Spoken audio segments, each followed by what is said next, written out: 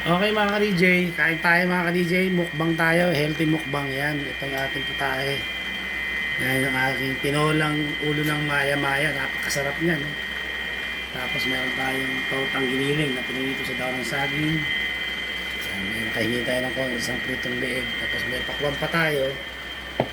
Yung kanin natin. Tapos ito yung ating cucumber juice, yan, pipino. Okay, kain na tayo mga ka-DJ.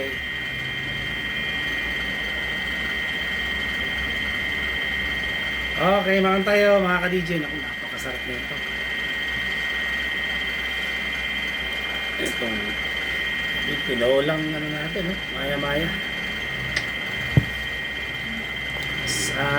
Hindi ko pagpapalsa ka nito. Nixon! Kulat tayo. Sarap.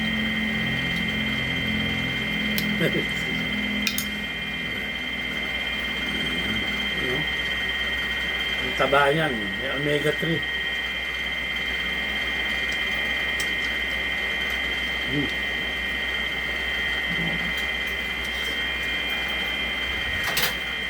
Tarap. May gulay, may isda.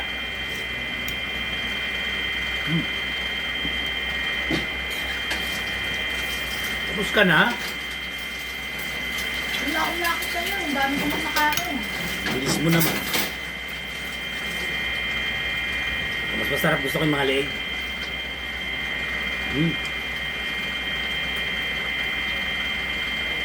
Ayoko yung laman na laman.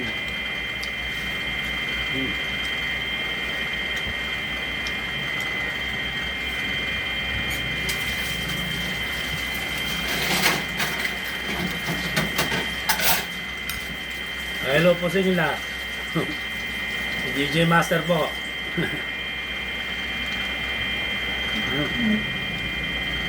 Hello sa aking mga bagong subscribers. May mga bago tayong subscribers.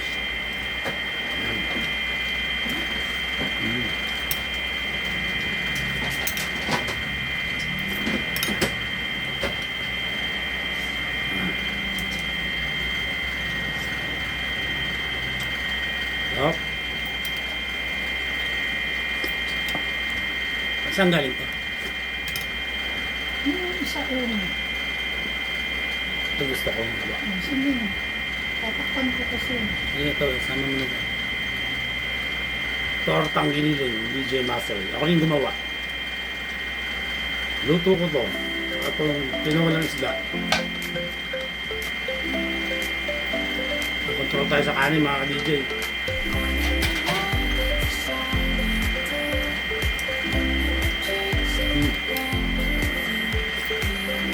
Pero the best talaga itong isda. Gulay.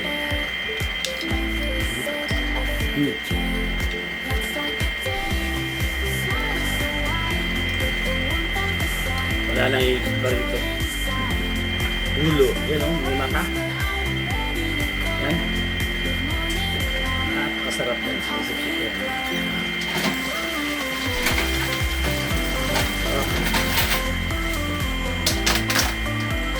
Try nyo na to. Napakadali. Itong ulo ng mayama. Ano pala to mga ka-DJ? Talakitok pala, sorry. Nilisa ka lang ng luya at sibuyas. Sa kamatis, sama mo. Okay, pagkagisa mo yan, nag-brown na yung luya. Ano na, lumabas na yung aroma. Lagyan mo ng tubig. Lagyan mo ng asin, paminta, pampalasa. Okay, magkulo. Lagyan mo muna yung sayote. Pag muna yung isda, madali naman ma-overcook yung isda. Kung medyo malambot yung sayote, sunod mo na yung isda.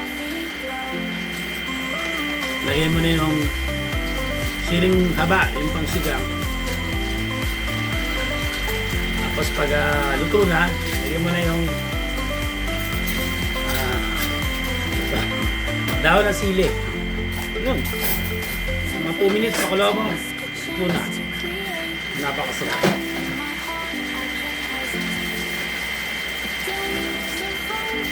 Masustansya na, masarap pa.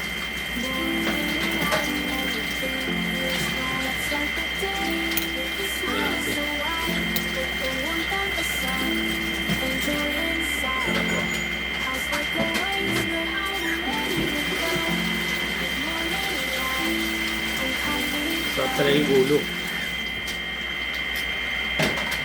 Mga sinutin.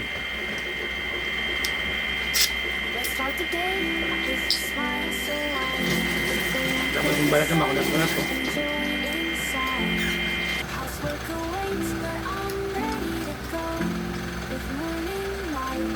Sayote. Napakasarap. Panalong panalo. Mayroon pa tayong pipino, juice, cucumber. Nako, sarap din. Fresh na fresh, natural, oh.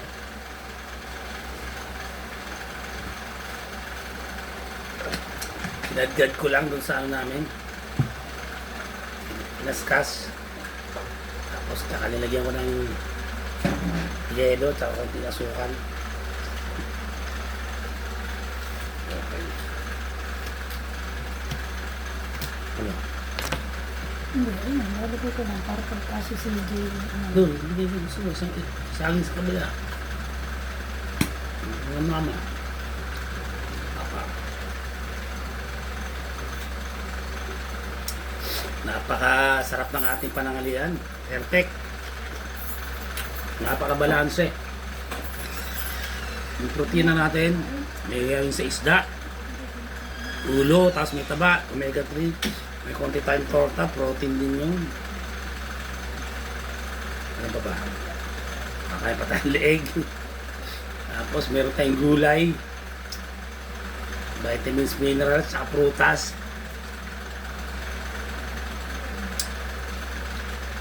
Kailangan natin alagaan ang sarili talaga.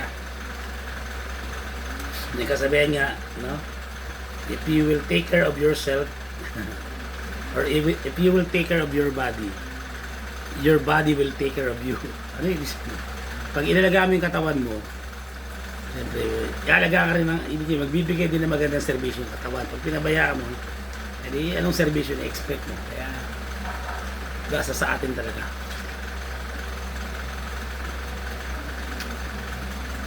Disiplina, yung control. Sa akin, tama na yung kanin na yun. Marami na nga eh. Sa ulam, grabe. The best of cucumber juice. Sarap. Sarap pala ng pipino juice. Kasundo kay CJ ito, kapag malalaki kay slice. Sige. Ito daw sa kabila ka tayo na.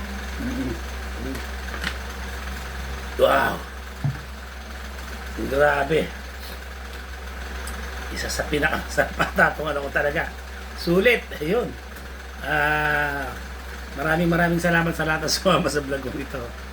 Ito yung healthy mukbang number 80 na tayo kung di tayo nagkakamali. At maraming salamat sa mga bago natin subscribers. Sana patuloy ako suportahan. At kung pwedeng mag-request yung mga manonood ng mga vlogs ko, kung pwede po, huwag na po kayo mag-skip ng ads para may kitain tayo para kung tayo may yung kita natin kahit pa paano, makapagbigay tayo ng konting tulong sa ating mga hindi pa nangangailangan. Yun lang po mga ka-DJ siguro. Hello sa aking mother, Mama Lydia, kay Nanay Raquel yan, sa Nanay na Annabelle, lahat kayo dyan. So, sila Brother Bert, yan, sila Brother Jerome, lahat kayo, yun. So maraming salamat siguro. Di ko na puputulin yung aking vlog na ito. At abangan nyo yung ating magiging vlog. Yan, tututukan natin si John Riel Angas ng Pineas Casimiro. Marami nagsasabi, yun na naman mga basher, no? Wala raw chance, sabi ni Tapales, wala raw chance si John Riel Casimiro na manalo kay Naoya Inoue dahil mas magaling daw si Naoya Inoue, ibang level. Pasensya ka na, Tapales, no? I beg to disagree. Hindi po ako pabor sa sinasabi mo. Ako po talaga, personally, ang aking opinion dyan ay malaki po ang chance na manalo ng ating kababayan ni si John Riel Casimiro. Dahil sa pinakita niya rito, yung kay Neri, overweight pa nga si Neri. Sinasabi nila kasi overweight, ang daming alibay, no? pinabagsak ng gano'n, halos tumalsik sa lakas. Kaya kung si Janel Casimiro po ay mabibigyan niya ng mapagtutunan niya ng pansin yung kanyang stamina, ina lang nakikita kong butas po. Lahat wala ng problema, strength, ring IQ, speed, andun na sa kanya. Yung kanyang yung pagiging technical boxer na sa kanya, yung tapang, yung tibay ng stamina na lang po. Pag nakuha ni Janel yung 12 rounds na hindi siya kapusin, napakalaki po ng chance na matatalo niya si Naoya Inoue at pwede pang manakaut si Naoya Inoue po. Yung aking ano dyan, prediction po mga ka-DJ. So, dito natin tatapos hanggang sa muli. Ito po si DJ Master na nagsasabing laban lang. God bless you all. See you next time.